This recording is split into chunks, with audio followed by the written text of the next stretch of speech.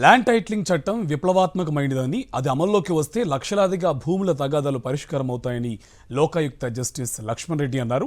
భూముల తగాదాలు కేసులు ప్రపంచంలోనే అత్యధికంగా ఉన్నది మన దేశంలోనే అని అన్నారాయన. వాటి కారణంగా దేశం అభివృద్ధి చెందడం లేదని, ఇండియాలో పెట్టుబడులు పెడితే నష్టపోతామని విదేశీ పారిశ్రామికవేత్తలు భావిస్తున్నారని ఆయన స్పష్టం చేశారు. ల్యాండ్ టైటిలింగ్ యాక్ట్ పైన అసెంబ్లీలో చర్చ జరిగినప్పుడు మద్దతు తెలిపి సభాష్ అన్నవారు ఇప్పుడు రాజకీయాలు చేయడం దురదృష్టకరమని ఆయన ఆవేదన వ్యక్తం చేశారు. మరింత సమాచారాన్ని ఆయనతో మాట్లాడి మా కరెస్పాండెంట్ దిలీప్ అందిస్తారు. లోకాయుక్త అలాగే ఉమ్మడి ఆంధ్రప్రదేశ్ హైకోర్టు మాజీ జడ్జి లక్ష్మణ్ రెడ్డి గారు మనతో ఉన్నారు. వాటిలో మాట్లాడే ప్రయత్నం చేద్దాం. ప్రస్తుతానికి అయితే చాలా హార్డ్గా కొనసాగుతుంది ఈ ల్యాండ్ టైటిల్ వివాదం అనేది. సో దీనిపైన మీ అభిప్రాయం సార్? ముఖ్యంగా ఈ ల్యాండ్ టైటిలింగ్ యాక్ట్ అనేది కేంద్ర ప్రభుత్వం తీసుకొచ్చిన చట్టం. ఇది ఎందుకు వచ్చింది, దీని అవసరం ఏమిటి అంటే, ఇది మొత్తం సమాజ శ్రేయస్సు కోసము, దేశ అభివృద్ధి కోసము ఈ ల్యాండ్ టైటిలింగ్ యాక్ట్ తీసుకురావడం జరిగింది. ఎందుకంటే ల్యాండ్కు సంబంధించి వివాదాలు, డిస్ప్యూట్స్ మన ఇండియాలోనే ఎక్కువ ఉన్నాయి. అంటే 66% ఆఫ్ ది సివిల్ కేసెస్లో 66% ఈ కేవలం భూమికి సంబంధించిన తకరారులే ఉన్నాయి. కాబట్టి ఇప్పుడు ఎవరైనా ఫారిన్ ఇన్వెస్టర్స్ కానీ, ఎన్ఆర్ఐస్ కానీ ఎవరైనా వచ్చి భూమి మీద ఏదైనా పెట్టుబడి పెట్టడం కానీ, ఇండస్ట్రీస్ పెట్టాలంటే భూమి కావాలా, ఆ భూమి మీద పెట్టుబడి పెట్టాలంటే, భూములు కొనాలంటే దాని గురించి ఎన్నో డిస్ప్యూట్స్ ఉన్నాయి.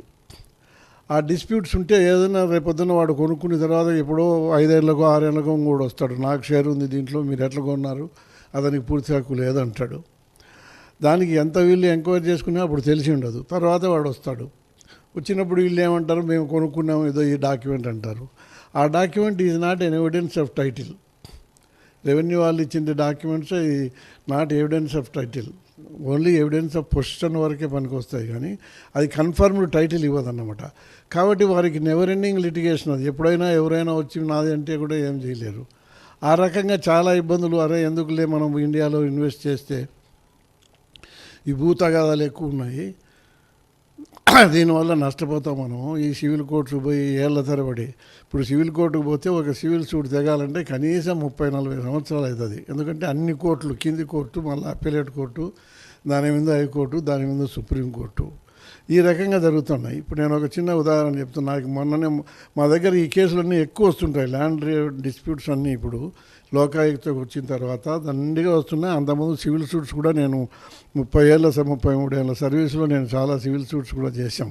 ఈ వివాదాలు, సివిల్ వివాదాలు తెగాలంటే ఒక తరం పడతా ఉంది. ఇంకా బీదవానికైతే అది మోస్ట్ ఎక్స్పెన్సివ్ అయిపోయింది, చాలా ఖర్చుతో కూడిన సమాచారం. మనకి అసలు ఆ ఏమేమి డాక్యుమెంట్స్ తెచ్చుకోవాలంటే కూడా తెలియదు, వకీల్ అంటే ఎవరో ఎట్లుంటారో కూడా తెలియదు. ఇట్లాంటి వాళ్ళు చాలా ప్రాబ్లమ్స్ ఉన్నాయి. అది దాని తర్వాత ముఖ్యంగా ఈ ఎన్ఆర్ఐస్ ఇప్పుడు ఎస్పెషల్లీ ఇప్పుడు ఈ టౌన్స్లోనూ నగరాలలోనూ దగ్గరలో ఉండే భూములకు అన్ని డిస్ప్యూట్స్. ఇప్పుడు తిరుపతి ఉంది, హైదరాబాదు, విశాఖపట్నంలో చాలా ఉన్నాయి, తిరుపతిలో కూడా అంతే. ఈ రకంగా చాలా ఎవరైనా భూమి మీద ఇన్వెస్ట్ చేయాలంటే, ఎన్ఆర్ఐస్ రియల్ ఎస్టేట్ కానీ దేనికైనా ఇన్వెస్ట్ చేయాలంటే భయపడుతున్నారు. మా ఎందుకులో వచ్చిన బాధలేని. ఎంప్లాయీస్ కూడా రిటైర్ అయిన వాళ్ళు ఎక్కడన్నా సెటిల్ అవుదామని కొనుక్కొని పెట్టుకుంటే దానిలో కూడా ఇప్పుడు భద్రత లేకుండా పోయింది. ఈ రకమైన ప్రాబ్లమ్స్ చాలా ఉన్నాయి. కాబట్టి దానివల్ల దేశం అభివృద్ధి దెబ్బతింటుంది, డెవలప్మెంట్ కూడా బాగా రిటార్డ్ అయిపోతుంది. కాబట్టి ఏం చేశారంటే గవర్నమెంట్లో, ఇప్పుడు సెంట్రల్ గవర్నమెంట్ 2009కి ముందు నుంచి కూడా ఇది ఆలోచన ఉంది. ఎందుకు మన దాంట్లో ఈ డిస్ప్యూట్స్ ఉన్నాయి, ఎట్లా సెటిల్ చేయాలి. అదే ఇప్పుడు డెవలప్డ్ కంట్రీస్లో, అంటే అభివృద్ధి చెందిన దేశాలు, అమెరికా కానీ ఆస్ట్రేలియా కానీ కంపేర్ చేస్తే ల్యాండ్ ఇప్పుడు అమెరికాలో అయితే భూమికి సంబంధించిన సివిల్ డిస్ప్యూట్స్ ఓన్లీ 1% ఉంటాయంట. అదే మాదిరి ఆస్ట్రేలియాలో బాగా ఎక్కువ భూమి ఉంటుంది. అక్కడ కూడా ల్యాండ్కి సంబంధించిన డిస్ప్యూట్ కేవలం 2% ఉంటుంది. మిగతా అభివృద్ధి చెందిన దేశాల్లో కూడా ఎక్కడ కూడా సింగిల్ డిజిట్ 5కు లోపలనే % ఉంది. అలాంటిది మన ఇండియాలో 66% ఉంది. ఎందుకుంది ఈ మాదిరి అనేది ఎంక్వైరీ చేస్తున్నారు మేధావులందరూ కూడా. 2009 నుంచి కూడా కేంద్ర ప్రభుత్వ పరిశీలనలో ఉంది. మనం కూడా ఎందుకు ఆ రకంగా టైటిల్కి ఒక గ్యారంటీ, భూ హక్కు నిర్ధారణ చేసి వాళ్ళకి భరోసా ఇచ్చేది ఏదైనా మనం చేయగలమా అని 2009 నుంచి దీని మీద చాలా పరిశోధనలు మిగతా వాళ్ళందరినీ ఫారిన్ కంట్రీస్లో తిరిగి ఎట్లా చేయాలా ఏమి అని ఆలోచన చేసి దీనికి ఒక చట్టం తీసుకురావాలా. ఆస్ట్రేలియా మోడల్లో టోరెంటల్ సిస్టమ్ అనేది పెట్టారు వాళ్ళు. దాని పద్ధతిలో మనం ఒక టైటిల్ తీసుకొచ్చి పెడితే ఆ టైటిల్ యాక్ట్ చేస్తే మనకు ఉపయోగపడుతుంది అని చెప్పి అప్పటి నుంచి సంప్రదిస్తూనే ఉన్నారు స్టేట్ గవర్నమెంట్స్. అయితే ఎందుకంటే కేంద్రం డైరెక్ట్గా చట్టం చేసేదానికి ఇది రాజ్యాంగంలో ఈ ల్యాండ్ భూమి అనేది ఇది స్టేట్ లిస్టులో ఉంది. దీని గురించి ఏమైనా చట్టాలు చేయాలంటే స్టేట్ గవర్నమెంట్లే చేయాలి, శాసనసభలే చేయాలి.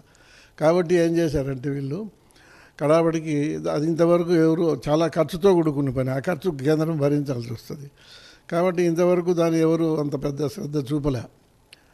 మళ్ళీ తర్వాత ఇప్పుడు మోడీ గవర్నమెంట్ వచ్చిన తర్వాత 2019లో కొంచెం చాలా శ్రద్ధ తీసుకొని అప్పుడు అన్ని స్టేట్ గవర్నమెంట్స్కు వాళ్ళు ఏం చేశారంటే ముందు ఈ మన ఇదేమంటారు దాని కమిటీకి రెఫర్ చేశారు. అదే కమిటీకి మన నీతి ఆయోగ్ రెఫర్ చేసి దీనికి ఏదైనా ఒక మోడల్ యాక్ట్ తయారు చేయండి, మనం స్టేట్ గవర్నమెంట్స్ పంపించి వాళ్ళని కన్విన్స్ చేసి వాళ్ళ ప్రాంతానికి అనుగుణంగా యాక్ట్లు తయారు చేసుకునేదానికి మనం పంపిస్తాము, ఖర్చు కావాలంటే మనం భరిస్తామని చెప్పారు.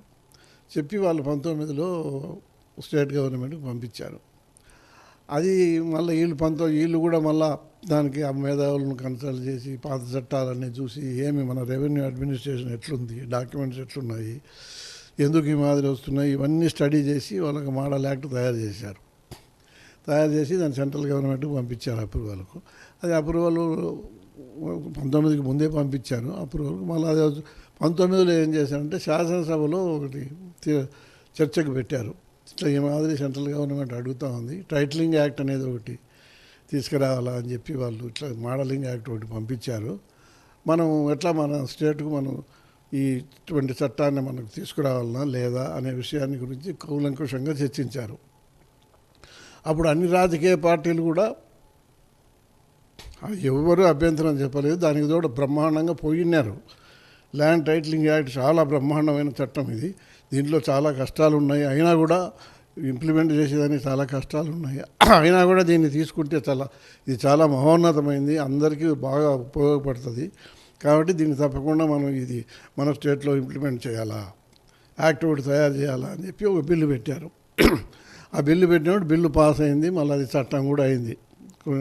కొన్నిసార్లు ఏదో ఉన్న అబ్జెక్షన్లు తీసుకున్నారు, తర్వాత అది చట్టం అయింది.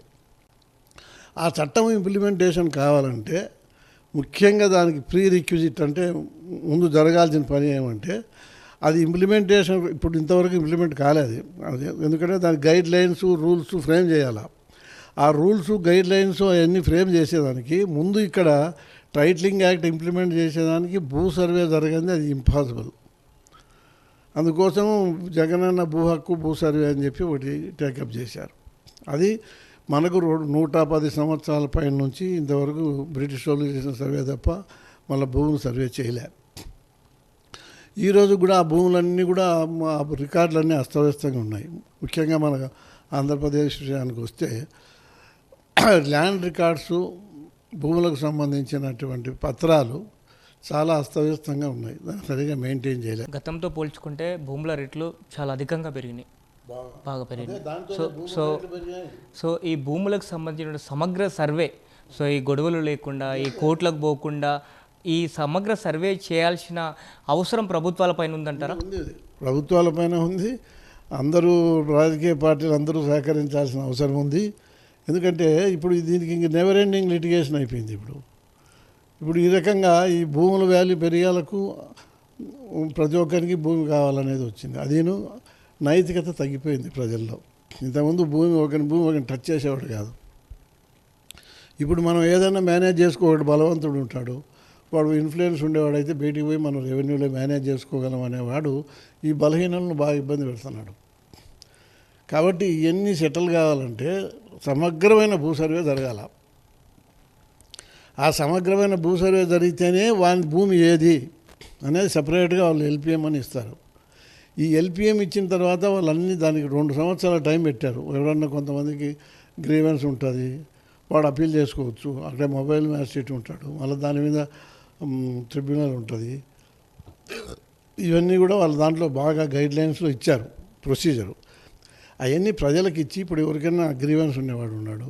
ఇప్పుడు అందరూ విలేజ్ వాలంటీర్స్ సిస్టమ్ ఒకటి వచ్చింది. ఆ వాలంటీరో లేకుంటే ఆ విలేజ్లో ఉండే సచివాలయంలో ఉండే ఉద్యోగులు వాళ్ళని గైడ్ చేయాలా. నువ్వు ఈ రకంగా అప్పీల్ చేయి, ఇది ఫారం, దీని మీద నీ గ్రీవెన్స్ ఏమిటో చెప్పు, రాసి ఇట్లా పలానా వాళ్ళకి అప్పీల్ చేయి, ఆడ కాకపోతే ఇంకా పైకి పో. అట్లా 2 years టైం పెట్టారు దానికి. ఎందుకంటే ఇవన్నీ కన్ఫర్మ్ కావాలా. ఊరికే డిశ్చార్జ్ అయితే ఏం ప్రయోజనం ఉంది. అందుకోసం పకడ్బందీగా ఈ భూ సర్వే చేస్తున్నారు.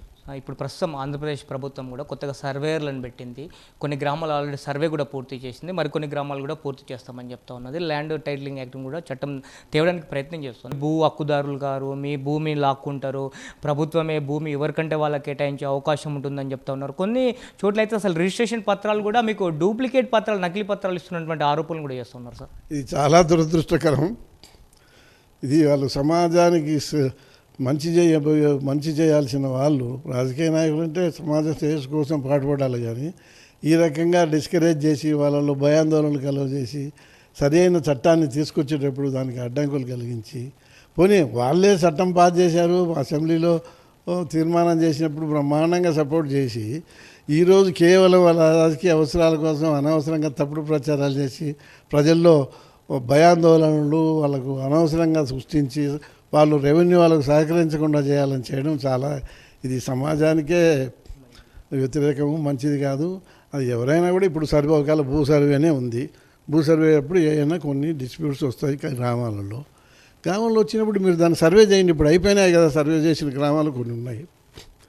వాళ్ళందరూ ఎట్లున్నారు, వాళ్ళు సాటిస్ఫై అయినారా లేదా, రేపొద్దున వాళ్ళకి టైటిలింగ్ యాక్ట్ వస్తే ఎంత ఉపయోగం ఉంటుంది. ఇవన్నీ సర్వే చేయండి, గ్రామ సభలు పెట్టండి, పెట్టి మీరు కనుక్కోండి. మీరు నిజంగా సమాజ సేవ చేయాలనుకునే వాళ్ళు, రెవెన్యూ వాళ్ళు చేయలేదు, వాళ్ళ మీద అలిగేషన్స్ ఉండొచ్చు. అయితే మీరు పోయి గ్రామ సభ పెట్టి, అయ్యా మీ ఊర్లో ఇప్పుడు మీ రీసర్వే అయిపోయింది కదా, మీ రీసర్వేలో ఏమేమి ప్రాబ్లమ్స్ వచ్చాయి, మీకు ఏమైనా అన్యాయం జరిగిందా అని చెప్పి ఎంక్వైరీ చేయండి. ఎంక్వైరీ చేసి ఆ అన్యాయాలు ఏంటో కనుక్కోండి. ఒక 5 మంది 6 మంది ఉంటారు. కనుక్కొని ఈ ప్రభుత్వం దృష్టికి, అధికారుల దృష్టికి తీసుకొచ్చి సాల్వ్ చేసేదానికి ప్రయత్నం చేయాల్సింది పోనిచ్చి, ఈ రకంగా అది నిజంగా అది చాలా దుర్మార్గం. ఇంకా ఈ రిజిస్ట్రేషన్ ఒరిజినల్ కాదనడం అంతకంటే దుర్మార్గం లేదు.